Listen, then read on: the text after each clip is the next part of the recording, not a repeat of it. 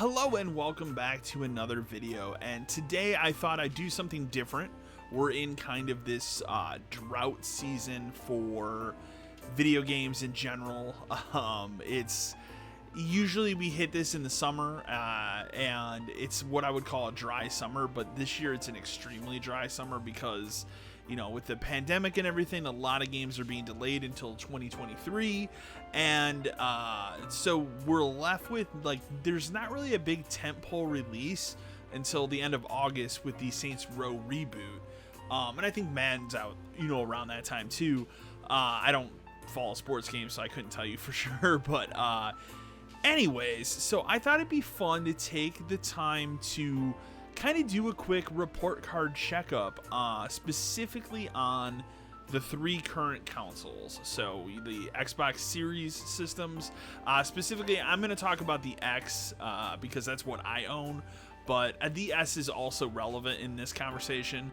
The PS5, and then the Nintendo Switch, which is kind of an in-between system. Like, it competed with last generation, it's going to compete with this generation, and just kind of go over some stuff about them, where I'm feeling everything's at, and what my thoughts are on each system, and maybe even tell you right now, currently 18 months in, what system I think you should purchase. What is the machine that, for your hard-earned money, you should buy if you could only buy one of these machines right now. So we'll open with the Xbox, which has been really surprisingly solid this generation around. I mean, last generation they started by shooting themselves in the foot, and it was a very uphill battle for Microsoft. After the disastrous 2013 reveal of that machine, they had a solid launch lineup for the system with the Xbox One, and even post-launch games, like in that first year. I'd say the difference for Microsoft was, like, they started strong with some really good first-party exclusive titles, and then they kind of started to lose that. And unfortunately, that's the one thing that they've kind of carried into this generation, is there's just a lot of games that haven't come out yet that are still promised, they're still being worked on, and that's probably also the biggest negative thing I'll say when it comes to Microsoft and where they are right now. Like, I'm not sure, obviously we know Phil Spencer is the head of Xbox, and I love Phil Spencer, great dude, but the person, I don't know who this is, the person that's the head of the games department for Xbox now, I think is dropping the ball, because there's so many of these studios that just seem mismanaged, and I don't know if it's just they have too many studios now through all these acquisitions, they just don't know what the fuck to do, or what it is. But how is it that we keep year by year having the same conversation when it comes to Microsoft? Hey, that's great, we have this acquisition and that acquisition, but where are the games? Where are the games? And the constant, like, struggle of, well, it's next year, well, it's next year, well, it's next year.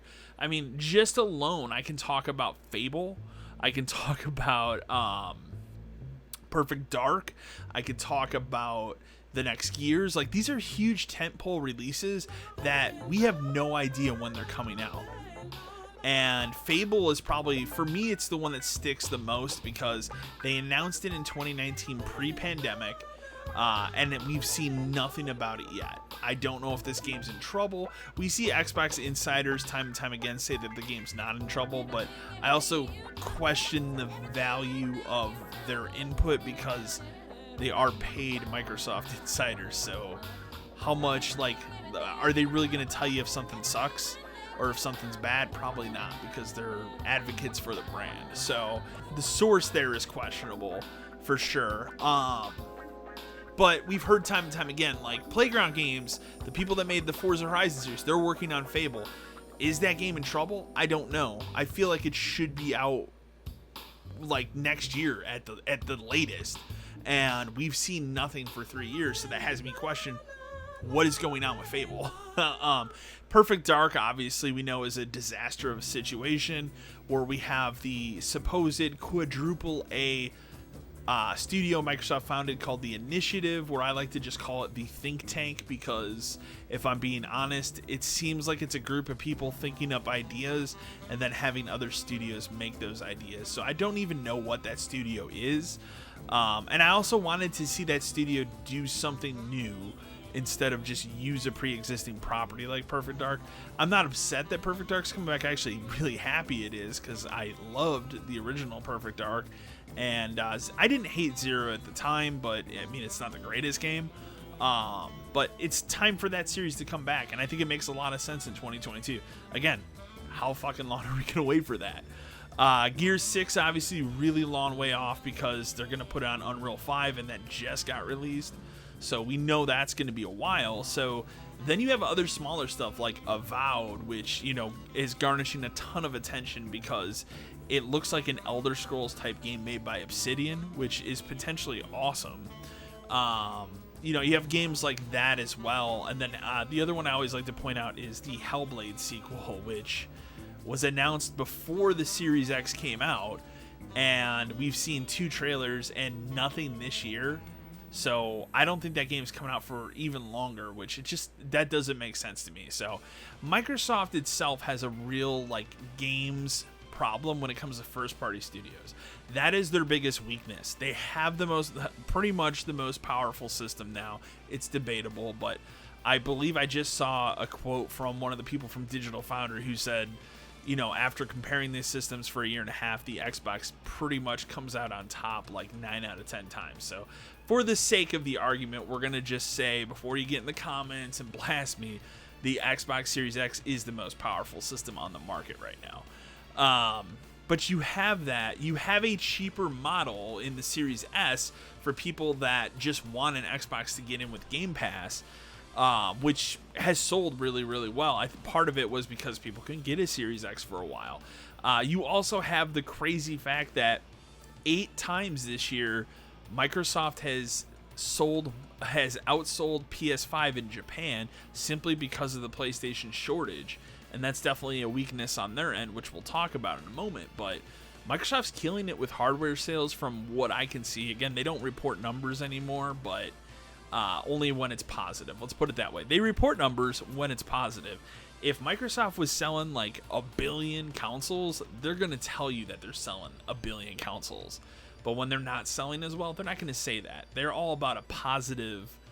Microsoft's all about a positive narrative. They're not going to put out something that's negative. And that's just how it is. With that being said, Game Pass is their biggest advantage. I mean, just if you sit down and you look as you're a person that's like, well, what system should I buy? You can walk out of a GameStop with a Series S, and that's it. You're spending $300 plus tax. You have a system with, you know, an okay size hard drive and a subscription service where you have access to 200 plus games, some of them day one releases, that you download to your system. So why wouldn't you do that? If you want the biggest value overall for your system, for your money, if you want the biggest value overall for your money, that is the biggest value for your money if you want to get in on this generation on the cheap. Or if you want the most powerful system, buy the Series X and get Game Pass. Same thing. There's Game Pass is a service that at this point it cannot be denied how good the value is of that service. That's their biggest strength, but I'd say their hardware is also there. And getting day one releases, they're not really a lot. I mean, obviously we know all Microsoft first party games are day one releases on Game Pass, but they need to actually put those out for that to be relevant. There's been some, obviously, but they get a lot of good third-party games, too, where I might have been looking at the game and going I'm kind of interested in that. Oh, shit, it's on Game Pass? Well, now I'll definitely play it. A recent example I can give is last fall, they did Back 4 Blood. I was on the fence on that game, but putting it on Game Pass, yeah, I played it, and I enjoyed it at the time. So it's a fantastic service. And it should be highlighted and it should be celebrated because it's one of the best things that they have to offer. So Microsoft, they're doing fine right now, honestly. They're doing better than they did last generation, and good on them. Now let's go and put the ball into the blue court, which is Sony, and talk about PlayStation 5 and everything, you know, with the PS5. Now, in terms of hardware, the PS5 is the hardest system to get. Myself personally, I was very lucky because I still had some friends that worked for a GameStop that they were able to secure me a system at launch. This was a thing where, like, I got a text one day and I had a 5-minute window to decide, do I want a PS5 or not? I decided to do it because I wasn't sure how scarce they were going to be. Obviously, I made the right choice because it's still a literal fuck show to get one. I know people, like, I have friends that have literally just got a PS5 now in July of 2022. And that's crazy that it's that hard to get one. I still have yet to see one in the wild. Like, I can walk into a Target, a Best Buy, or a Walmart and see a Series X on the shelf now. And I have multiple times. I've never seen a PS5 on the shelf. So it just goes to show how crazy it is. And that, you know, you might ask yourself, like, well, does that mean that, you know, PS5 is the better system? It's just the more popular one. I mean, look at the trends. Like, PlayStation 4 obviously did huge because of how fucked Microsoft made their presentation in 2013, and that really turned the tides for Sony. So they were the market leader last generation, and that's going to continue into this generation for a while. But Microsoft has gained ground with certain things like Game Pass. So it's a more neck and neck thing, at least in the United States, than it was last generation. Obviously, worldwide market, Sony's always going to be on top. So, and in terms of the PlayStation, obviously they're doing fine with sales. They just need to their biggest weakness is they need to get systems in people's hands. You know, like, it shouldn't be this hard to still get a PS5. It's very clear, while it's never been confirmed, that Microsoft probably paid for chip priority, which is why you see so many Series X systems out there now and you don't see any PS5s. And I mean, good on them. Like, I would have done the same thing if I was the competition. So with that out of the way, Sony has one other big thing to discuss at the 18-month mark here than the last time I made one of these videos, and that is they have just launched their own streaming service, streaming/download service like Game Pass. Well, it is like Game Pass, and there's access to probably triple the amount of games that Xbox Game Pass offers. They are very staunch in saying they are not going to do day one first-party titles. But they do seem to be doing some third-party day one titles. The game Stray, which comes out in a couple weeks here, the Kitty Cat game, which I'm really excited to play, that game is day and date on the service. It's actually the reason why I personally signed up for the service, because when I looked at the value, you know, at the point that I'm at with my PlayStation Plus subscription, it's costing me $10 extra out of pocket because I was already going to buy Stray at $30.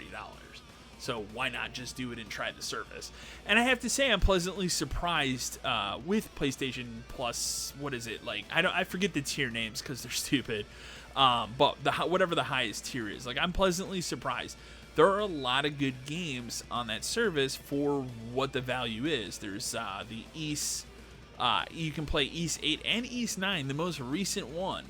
That's a prime example of a game that's still pretty fucking expensive, but also a game that is an extremely great JRPG, and so is 8. 8 is one of my favorite JRPGs of all time, so if you want to play it, I don't think that it's a bad value proposition to get this service to play that.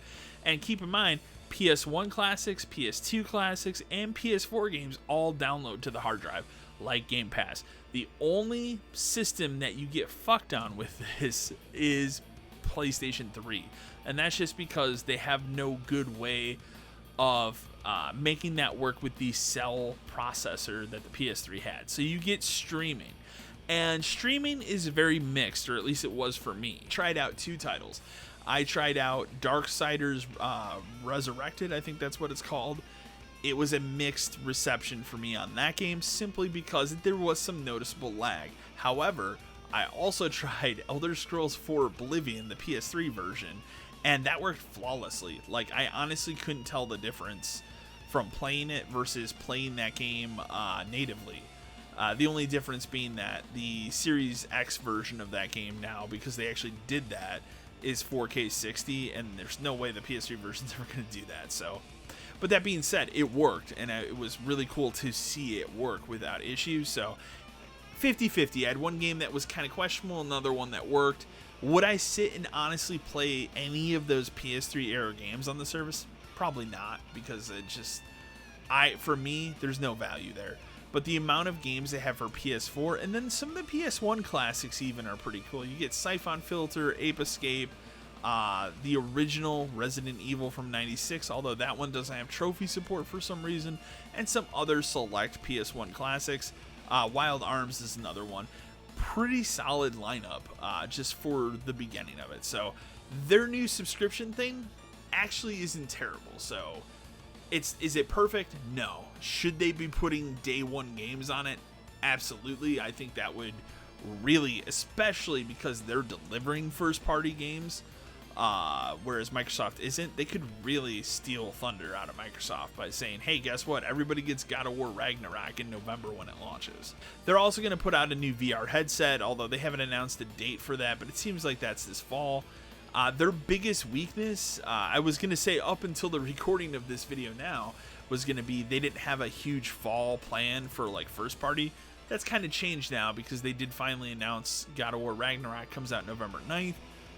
And while that is just one major first party title, with the other being Forspoken, which got pushed until January, that's still a really big fucking title to have when your direct competition has nothing. So overall, like, Sony, they're doing absolutely fine. They're killing it in terms of sales and stuff. My biggest complaint with Sony, other than just get fucking systems on shelves, is this like incessant reason to keep making PS4 versions of PS5 games. I absolutely am to the point where, like, I get it, but you need to kick that system off to truly harness the power of the new machine. And instead, they keep putting out PS4 versions of these games. Like Horizon Forbidden West had a PS4 version. God of War Ragnarok is going to have a PS4 version. I would like to see the progression, because without that, we're not unlocking the true potential of this machine.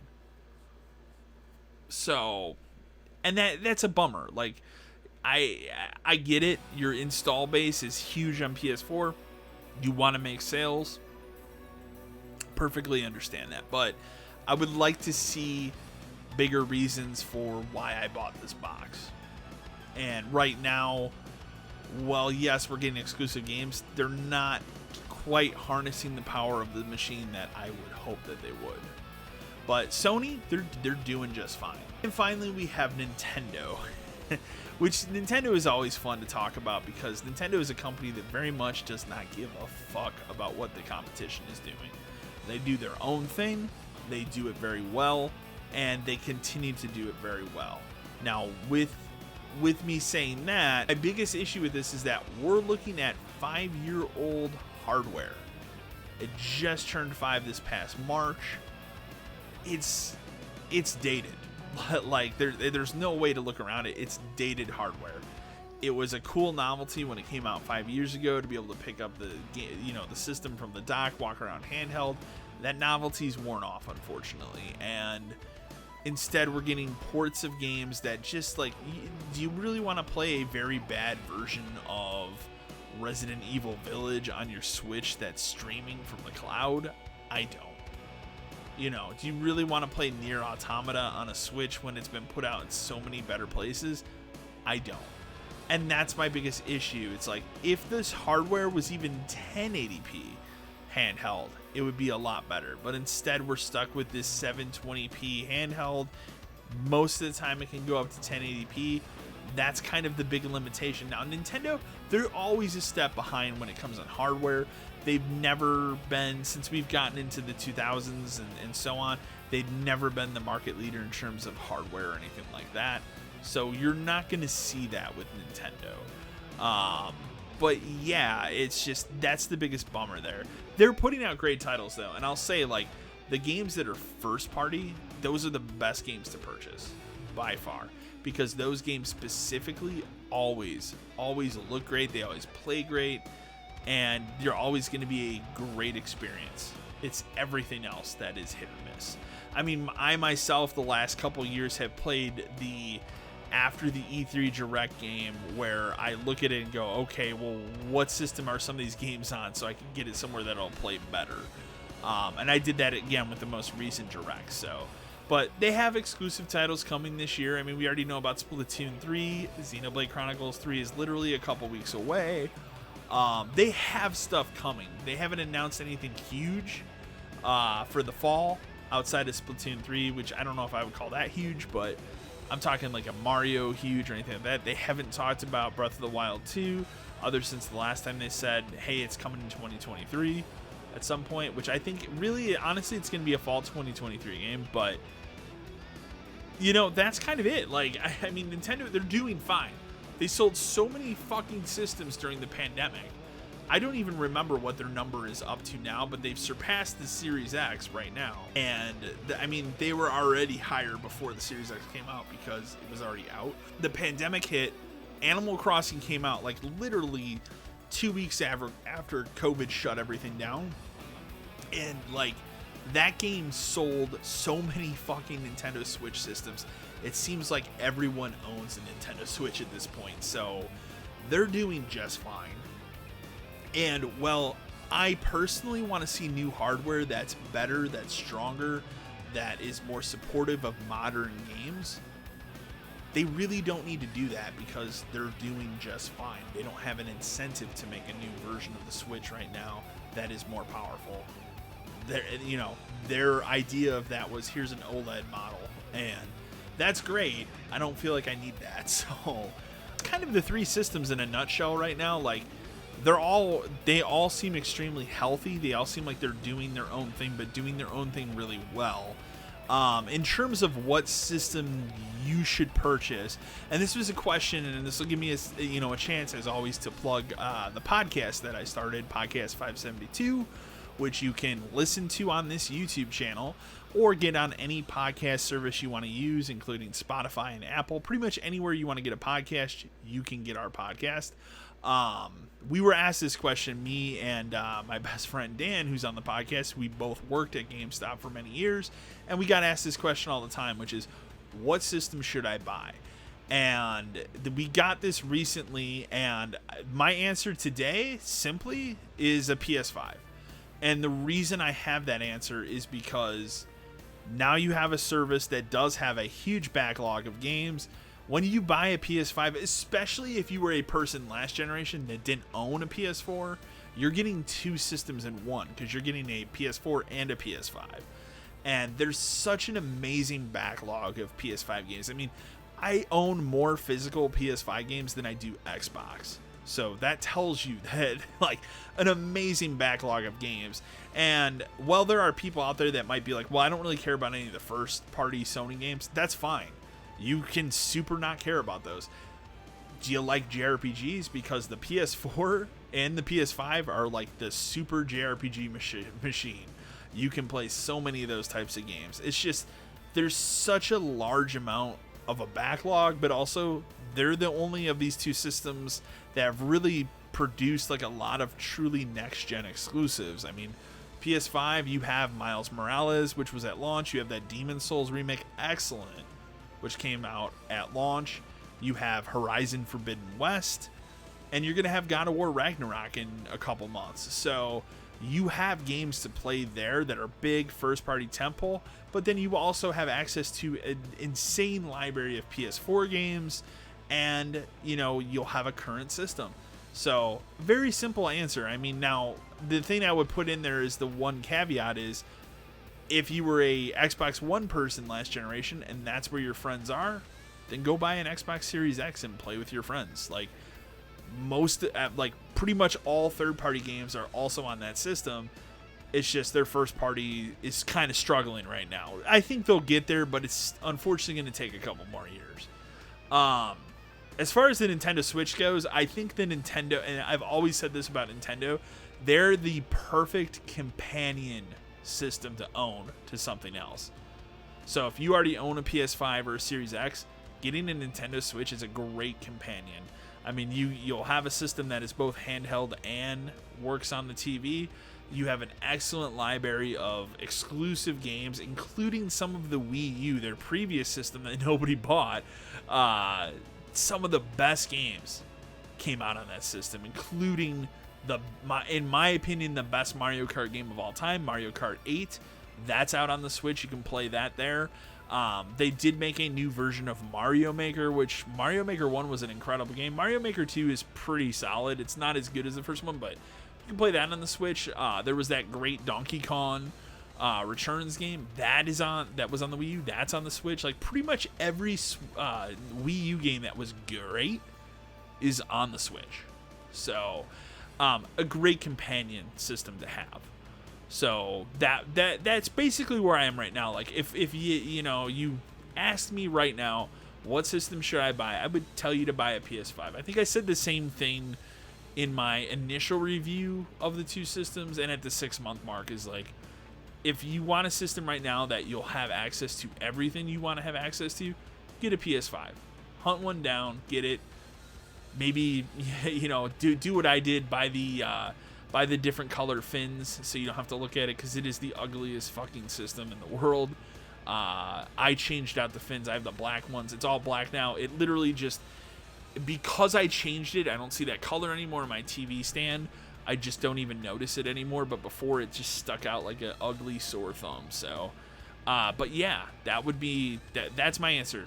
Buy a PS5 if you need an answer for what system to buy right now. That is it. So, anyways, guys, I hope you enjoyed this video. Remember to like, share, and subscribe to the channel. And as always, until next time.